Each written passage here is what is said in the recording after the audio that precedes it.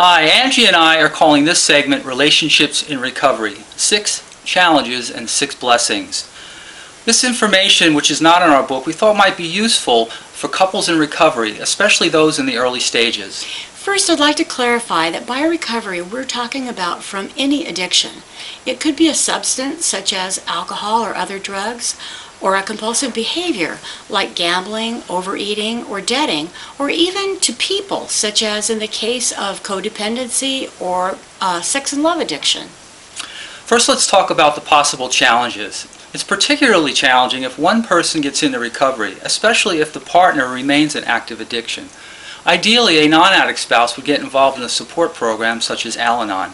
At the very least, the partner who is not in a recovery program really needs to be able to respect and support on an ongoing basis their partner. This is a huge change for most couples.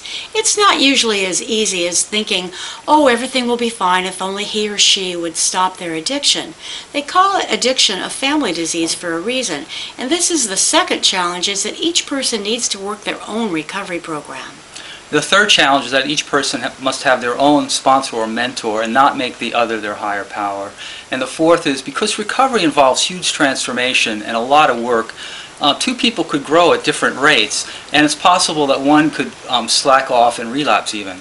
And speaking of relapse, if you're dating someone in recovery, you might wonder, is this person a good prospect? Well, they could be.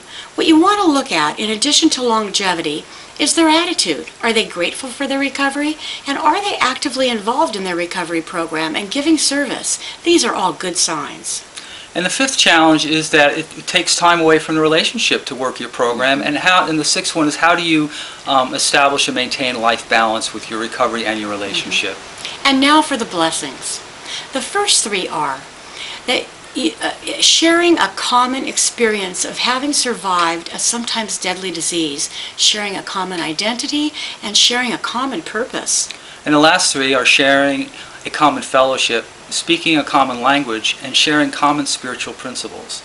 And when both people are working a recovery program, those same spiritual principles and tools can be applied to the relationship for a harmonious union. With multiple shared blessings. And if you'd like to know 12 things anyone can do right now today to enhance their relationship, go to our website at www.centralrecoverypress.com/books/a spiritual path and just click the exercises tab. I like number 4.